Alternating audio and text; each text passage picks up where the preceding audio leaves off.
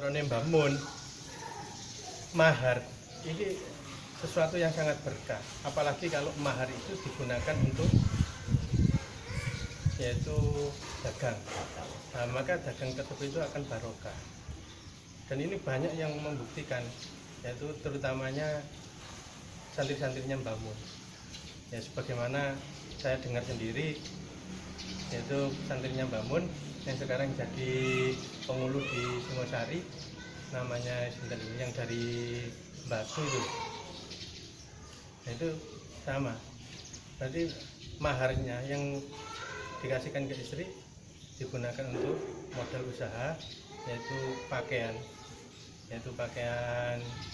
jadi kayak kemudian ibra dan sebagainya. Akhirnya sekarang berkembang, bahkan yang laki-lakinya sendiri punya yaitu distro pakaian Bandung seperti itu hasil dari pengembangan yaitu tadi apa ini mahar yang dikelola tadi. Kami ingatkan ada salah satu wali santri itu yang kisah-kisahan sama suaminya. Yeah. Suaminya itu enggak kerja, inginnya yang perempuan itu kepinginnya itu cerai. Nah, yang laki-laki nggak mau.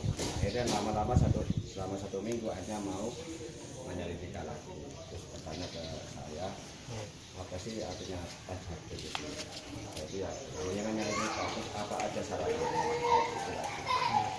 Terus misalkan yang diminta mahar sebesar kayak tadi yang bisa bilang, kalau bisa yang lebih banyak kan gitu. Tapi kan orangnya itu nggak mampu. Ya nggak mampu ya berarti ya kan menggunakan mahar semampunya laki-laki tersebut. Dalam arti ya yang penting syarat-syarat dan rukunnya nikah itu dipenuhi. Jadi saksi, jakobel, dan penghulu. Misalkan penghulu lewat ustadz itu kan nggak apa-apa. Ya nggak masalah. Penghulu itu kan sebagai wakil daripada orang tua dari perempuan. Kalau orang tuanya perempuan itu berkenan untuk menikahkan sendiri, ya lebih baik itu. Nah, kalau memang memasrahkan ya terserah mau memasrahkan kepada petugas dari KUA atau kiai atau ustadz yang mana dia ditunjuk untuk dengan nikah. Ya berarti anu ya, saat itu kumpul ngoten iki. Iya kumpul ya sebagaimana akad yang awal gitu. Tajdirin nikah, tempat baru nikah. Nah ini juga sunnah. Dalam hal sunnah itu berarti kan ketika dikerjakan ya mendapat pahala, kalau tidak dikerjakan ya tidak apa-apa. Sedikit mati. Kuat saya pertanyaan yang wali santri. Jadi yang satu itu yang perempuan itu sudah bisa berjalan sama suaminya sudah hampir 2 tahun. Yang perempuan itu sudah kepingin jabat. Yang laki-laki itu nggak mau. Ini yang perempuan itu sudah nggak kuat. Apakah ini dosa? Kalau dipegang yang perempuan, yang satunya ada di Bojonegoro, yang satunya ada di Thailand, yang perempuan. Apakah itu dosa yang perempuan yang menceraikan? Karena di anu kan wonten alasan sebab orang yang menceraikan dulu kan di Arab itu. Kalau sesuatu itu yang kalau berangkatnya dari laki-laki namanya tolak. Kalau berangkatnya dari perempuan itu namanya hulu. Jadi perempuan mengajukan yaitu perceraian kepada suaminya. Karena sudah nggak kuat lah. Nah ini kan ya harus dipilah-pilah. Gak kuatnya itu karena faktor apa? Ya faktor nomor 1 nggak menafkahi. Kedua suka mukul. Terus ya itulah kayaknya itu banyak mudorotnya timbang manfaatnya. Sampai yang perempuan itu saking nggak kuatnya akhirnya kerja jauh sampai ke luar negeri. Itu kan perlu juga digali, dalam arti kan gini, tidak menafakoinya seorang suami kepada istrinya itu kan ada kebolehan jika memang suami tersebut, si istri tersebut itu yaitu HA-nya itu sarun elek. Nah ini tingkahnya itu perempuan ini tingkahnya elek, tidak mau menemani suaminya, kemudian lalu menghina dan sebagainya, dalam arti menampakkan yaitu ketidaktaatannya. Kemudian sebab memukulnya, sebetulnya memukul itu juga diperbolehkan, tapi ada unsur yaitu untuk takdib, itu mengajari, dan itu pun tidak diperbolehkan di area wajah. Kalau di area selain wajah, misal pantat, itu boleh dengan tujuan seperti itu. Nah, maka ya ini perlu diklarifikasi, kita tidak bisa yaitu memukul rata. Oh yang salah itu laki-laki, yang benar itu perempuan, itu yang benar perempuan, yang salah itu laki-laki. Itu perlu ditabayun dulu, diklarifikasi, sehingga kita ketika memberikan solusi kepada seseorang itu betul-betul baik, seimbang, kan seperti itu. Nah ini maka perlu untuk ditemukan keduanya, sehingga ada rangka untuk mengklarifikasi, tabayun, sehingga pernikahan ini tetap utuh. Meskipun sebetulnya yaitu perceraian itu diperbolehkan, cuma kan Allah bendu sengit. Nah makanya ini khusus sebetulnya kan itu bendunya ini gitu. Tapi yang perempuan ini sudah nggak kuat sama sekali, wis gak kuat lah, kepinginnya kayak apa kudu cerai. Nah, akhirnya ingin mengajukan sendiri, gimana caranya yang perempuan itu nggak jelek di mata masyarakat sama keluarga sama. Sekiranya yang laki-laki kepingin nyerah Indonesia gitu. Makanya apa misalkan ekonomi nyerah Indonesia kan enak, bebas yang perempuan. Nah tapi kepingin yang perempuan ini kayak gawe ilmu semacam buku sekiranya sing lanang itu kepingin nyerah Indonesia. Karena ya itulah ininya itu ya saking nggak kuat tuh. Ya nanti sama saja ketika nanti apa jadi dalam arti nanti berangkatnya nanti laki-laki ingin nalak dulu, kemudian nanti perempuannya mengajukan dulu, nanti ketika di pengadilan ini harus dipertemukan dalam arti diislahkan dulu, didamaikan dulu. Kalau memang bisa untuk didamaikan ya didamaikan, kalau memang tidak bisa ya nah itu. Maka proses yang awal itu ya perlu, yang awal sekali itu tabayun, klarifikasi, sehingga jangan sampai masalah itu berlarut-larut, sehingga ada solusi, sehingga yang menjadi kendala dari si laki-laki itu apa, kemudian yang jadi permasalahan diri perempuan itu apa, kan gitu. Sehingga sebetulnya semua masalah itu ada solusinya. Ya intinya kan gitu, yaitu sabar, kemudian saling mengerti, memahami. Sesuatu itu rumit karena seseorang itu menyikapinya dengan cara yang rumit. Kalau dia menyikapi sesuatu itu dengan ringan, ya maka masalah itu menjadi ringan, dalam arti tidak menyepelekan masalah tersebut. Apalagi kalau sudah punya anak ini kan ya anaknya sudah 5, sudah punya mantu semua. Nah, apalagi sudah punya mantu kan nanti di hadapan tapi anaknya itu mendukung gitu loh. Semuanya itu mendukung ke ibunya, karena saking nggak kuatnya pada suami. Jadi itulah jagalnya itu apa, suka mukul dan tak pernah kerja, terus tidur, tak kerja sama sekali lah, sampai didanai, disuruh beli mobil, suruh kerja, ternyata enggak. Itu pihak harian perempuan.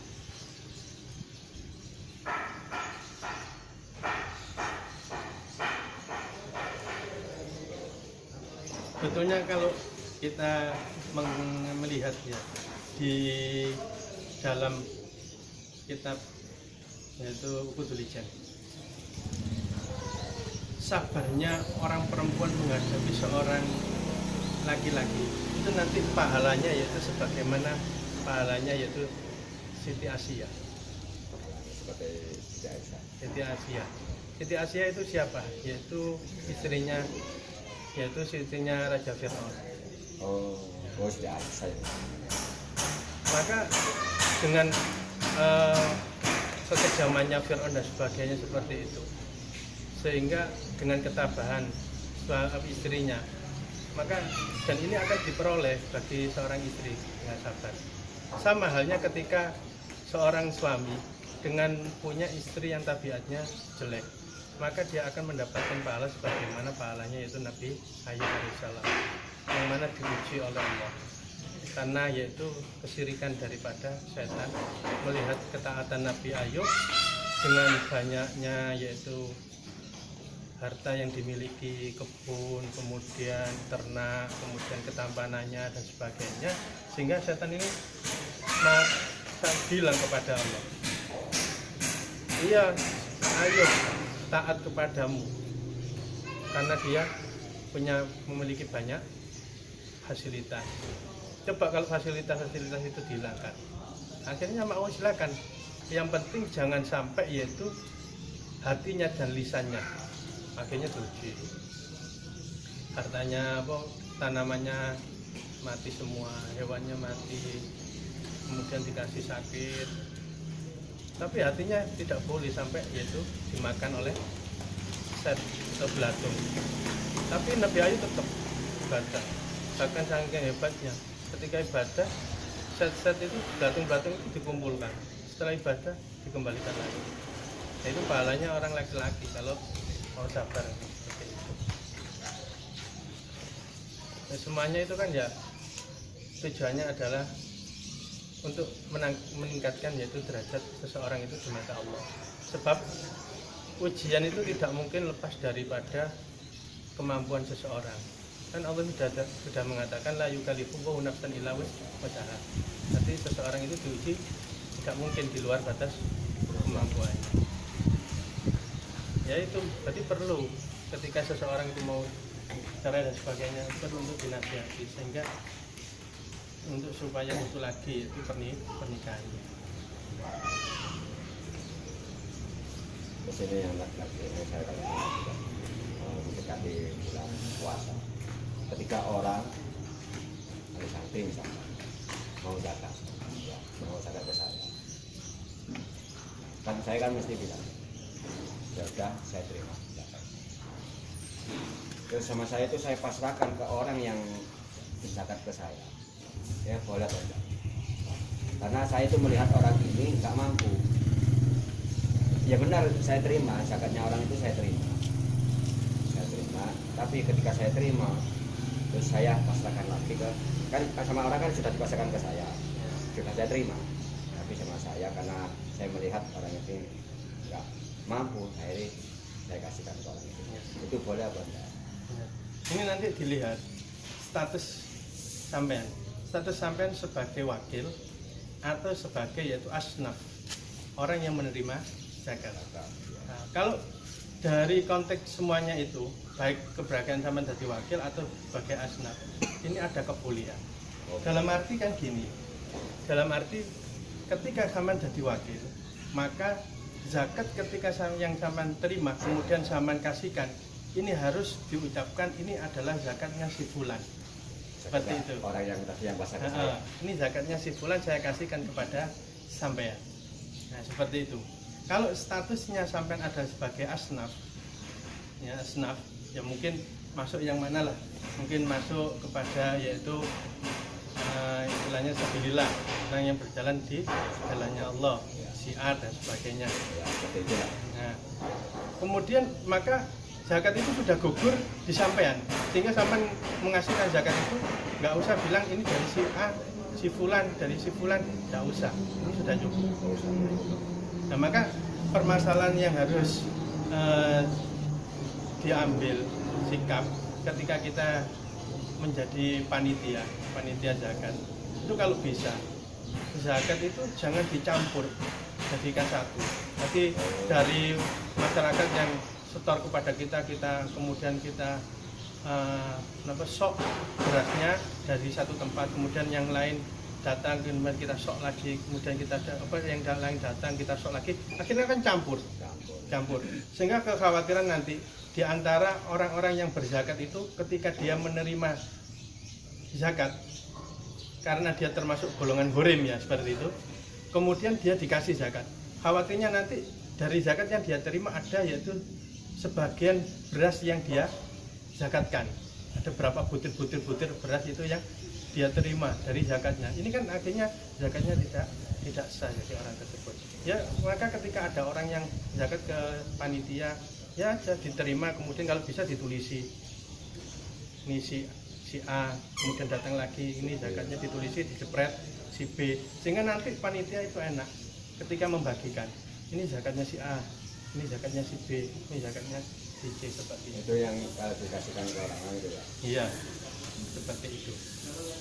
Nah, kalau tidak mau kesulitan dengan memberi nama, menjepret jadi menstaples, menjepreti, ya kasih aja di musola tersebut atau di tempat penerimaan zakat tersebut itu yaitu asnaf. Misal orang ghorim atau orang fakir atau orang miskin, taruh di situ sebagai penerima zakat. Nah, sehingga nanti ketika sudah diterimakan oleh kepada fakir atau miskin yang ada di situ, berarti kan sudah nggak perlu untuk ditulisi lagi, karena zakatnya sudah gugur pada orang tersebut, yaitu karena sudah diterima dari asnaf. Tapi nanti sebelumnya awalnya harus ada perjanjian. Nanti ketika sampean menyuruh fakir atau miskin untuk di situ menerima zakatnya orang-orang, sampean bilang awalnya, nanti sampean saya kasih 25 kg, nanti sisanya kita bagikan kepada yaitu asnaf-asnaf yang lain, pada orang yang punya utang banyak dan sebagainya.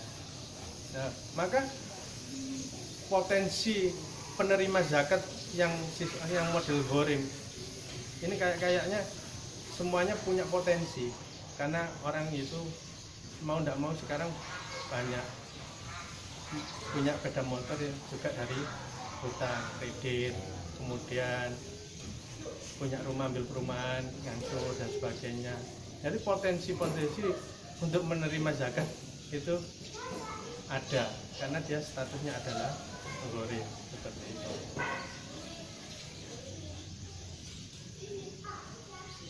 Nah, maka ini kadang permasalahan yang klasikal, di mana-mana itu kadang dicampur dan sebagainya. Tapi alhamdulillah untuk 3 tahun ke belakang ini sudah bisa dinetralisir. Jadi ada yang menerima hal seperti itu dengan hukum, sehingga sesuatu kesalahan yang sudah menjadi adat ini bisa dirubah.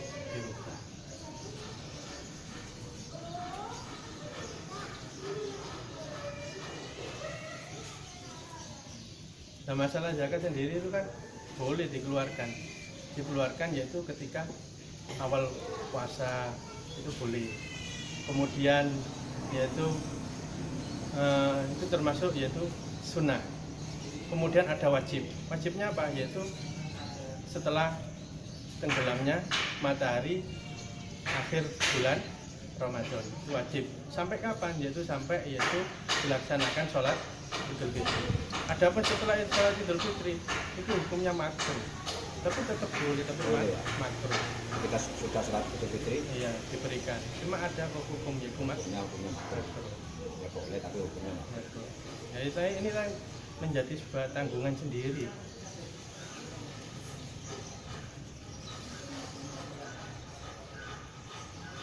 Nah, ini juga harus dimengerti baik untuk panitia. Ramadan ini kan ngeten aja. Dan kalau kan dikatakan sabilillah misalkan ya, yang berdekatan ini di rumah, dapat musola. Ketika orang zakat ke saya, kan itu kan sudah dikasihkan ke saya kan ya. Nah nanti kalau ada orang bilang disuruh taruh di musola itu, jadi statusnya sampai bagi orang tersebut itu adalah wakil. Saya Iya. Saya dikatakan wakil. Berarti mereka menstatuskan sampai wakil. Saya saya itu lebih suka kalau kita itu menstatuskan diri sebagai wakil aja daripada kita mengklaim menjustifikasi diri kita sebagai yaitu asnaf. Ini kan janganlah, karena kita kan dari merendahkan yaitu diri kita. Ya kalau kita misalnya memang menjadi seorang yang burim, punya utang, tapi ya kita kan nggak pengen untuk namanya menjadi burim kan seperti itu. Kalau kita tahu ada orang yang lebih membutuhkan dari PLT kita, ya kita berikan, karena mereka lebih butuh, mungkin fakirnya atau miskinnya lebih seperti itu. Pasti kan kalau kecuali ini kan pasti kan ada jabatan seperti itu, soal kayak ya, Iya. tapi kan kebanyakan orang mulai dulu wis apa ya wis kulino mulai awal wis sebagian orang kampung sana banyak yang zakat ke saya. Ya. Nah, ketika saya sekarang sudah terjadi musola, dan kadang orang itu kan masih bimbang. Misalkan dirasakan ke musola ya. Ya enaknya itu gini, kalau memang ada musola, maka di musola tersebut itu ya dikasih tulisan aja menerima penyaluran zakat. Nah, kalau orang tersebut itu langsung memberikan kepada kita, berarti kan itu Bukan saya. haknya yaitu sampean, karena diberikan langsung ke rumahnya. Kalau memang disalurkan lewat musola, ya berarti nanti diberikan kepada asnaf.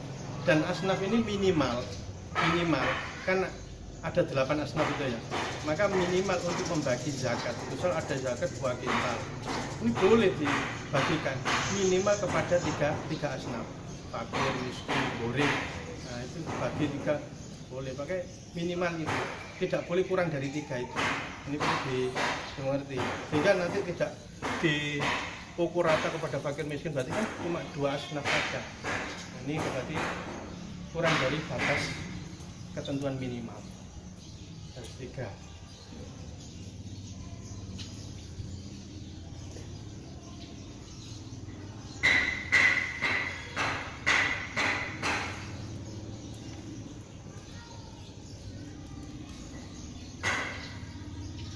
Sebenarnya orang itu orang semua ya saya pintar tapi ya kadang pintar itu kebablasan itu apa. Jadi kayak ini kayak atau batu nanti. Terkait corona, fikih terkait corona. Ya kalau fenomena yang kita hadapi corona ya kita sikapi aja sebagaimana yang disampaikan oleh Ibnu Sina. Ibnu Sina itu sangat fleksibel sekali, karena itu adalah sesuatu yang memang sunatullah. Maka cara mensikapinya ya dengan cara yaitu membentengi diri kita. Tidak kita itu meminta kepada Allah untuk mengembalikan dan sebagainya. Dengan cara apa? Ibnu Sina mengatakan yaitu ketenangan adalah sebagian daripada Kesembuhan. obat. Pengobatan. Kemudian hal itu kan bisa mensikapi pada diri kita, sehingga kembali ini adalah cara Allah untuk menunjukkan siapa yaitu hamba-hambanya yang taat ketika diuji. Dan Seperti itu. maka sama kalau kita untuk menyikapi bagaimana sih kita mengetahui yaitu teman itu teman sejati atau teman yang tidak, maka kita bisa mengetahui ketika kita diuji siapa yang dekat dengan kita, siapa yang prihatin, siapa yang peduli. Itu ada yang tidak peduli, oh berarti dia. Maka seperti itu istilahnya itu cara kita berpikir, karena semuanya itu kan tidak lepas dari yaitu kemampuan seseorang. dalam arti la yukallifu nafsan illa usaha tadi itu ujian itu tidak mungkin di luar kemampuan, wabah dan sebagainya. Itu adalah cara Allah mengingatkan pada hambanya supaya semakin dekat, supaya bisa terhindar ya. Maka dari sikap kita bagaimana, yaitu kita harus hati-hati, sering-sering berdoa. Tapi emang ada saat itu corona itu emang ada ya. Loh, wabah itu ada, Emang ada ya. penyakit itu ada, tapi kullu da'in bahwa setiap ada penyakit pasti ada obatnya. Ya obatnya apa ya, minta kalau apa ya, minta kepada Allah sebagainya, dengan tawakal, sabar, bagaimana yang dikatakan oleh Ibnu Sina tadi. Bahkan kalau kita melihat di dalam satu kisah cerita, ini saya ceritakan lagi. Nanti ada seseorang yang mana dia itu divonis sama dokter, kok sembuh-sembuh, sedangkan dokternya sendiri angkat tangan, nggak bisa ngobati. Tapi dia, ulama ini pernah mendengar ada sebuah yaitu khasiat, yang mana mushaf Gusti Allah itu ada 104, mulai zaman dulu, Nabi Sis sampai Nabi Muhammad, Nabi Sis, Nabi Ibrahim, Nabi Musa, Nabi Daud, Nabi Isa, Nabi Muhammad, itu ada 104 yang mana terkumpul di dalam Al-Fatihah, kemudian yang mana terkumpul dalam Al-Quran, dan maknanya Al-Quran itu terkumpul dalam Fatihah, dan maknanya Fatihah terkumpul dalam baknya lafaz Bismillah. Akhirnya si ulama ini setiap hari melanggengkan, yaitu membaca Bismillah, apa-apa Bismillah, apa-apa Bismillah, mau makan Bismillah, mau minum obat Bismillah, mau menyentuh apa Bismillah. Walhasil ternyata dia mendapatkan yaitu kesembuhan, dan hal ini menjadi sesuatu yang sangat menakjubkan. Dokter ini sangat gawok, heran kok bisa. Kemudian ditanya, karena dia setiap hari melanggengkan yaitu Bismillah. Akhirnya ulama tersebut itu sembuh dengan barokahnya Bismillah. Nah, maka dengan cara seperti itu, dengan kita mendekatkan kepada Allah, sebelum menyentuh apa-apa baca Bismillahirrahmanirrahim, sebelum memegang sesuatu Bismillah, sehingga kalau ada virus ya mungkin dengan barokahnya Bismillah virus itu bisa luntur, bisa hilang dan sebagainya. Ya karena asma yang paling ini ya. Iya. Nah, menyebut asmani Allah karena penyakit, obat itu ya semuanya dari Allah. Nah, yang penting kita safety aja, berhati-hati. Ya Bismillahirrahmanirrahim nih, kalau jangan Bismillah ya. Bismillahirrahmanirrahim. Yang mantap ketika munibah rujuk domir kepada Allah.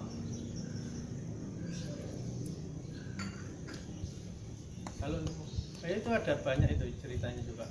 Ada yang seorang fasik punya istri, istrinya itu Bismillah, Bismillah, Bismillah, sampai judek, sampai mangkel si suaminya itu.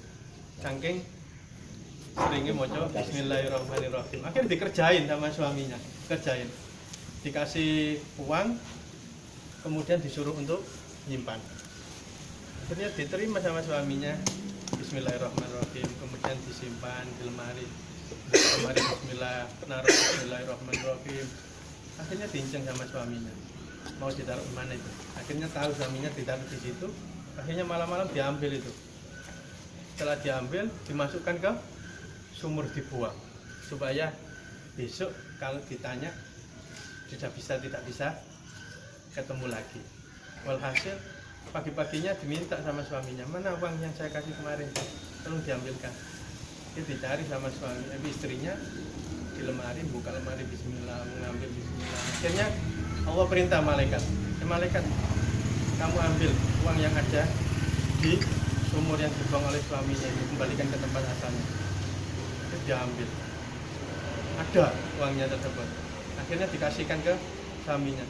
Masih heran, loh, padahal saya buang ya tadi malam itu di dalam hatinya. Akhirnya karena keheranannya tersebut, si suami ini akhirnya tobat. Akhirnya mau yaitu untuk beribadah, itu dengan barokahnya Bismillahirrahmanirrahim. Terkait terawih yang oleh pemerintah supaya terawih di rumah saja bagaimana?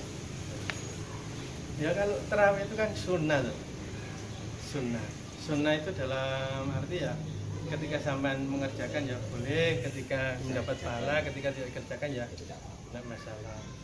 Baik dikerjakan di musola, baik dikerjakan di rumah, tidak masalah. Itu kan ketika dilakukan dengan jamaah dengan banyak orang itu kan sifatnya afdholiyah, lebih utama gitu.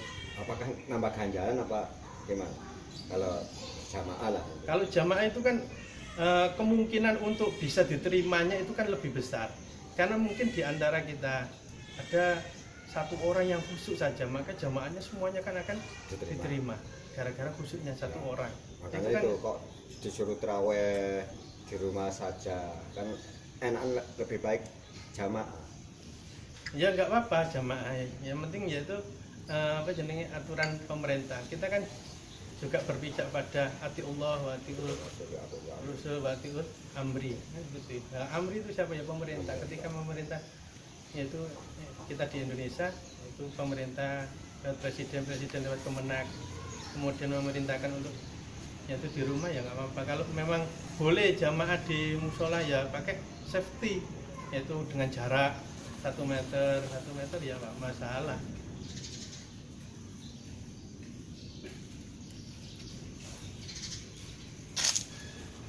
Masalah nanti istilahnya diterima dan tidaknya itu kan bukan wilayah kita. Ya Allah.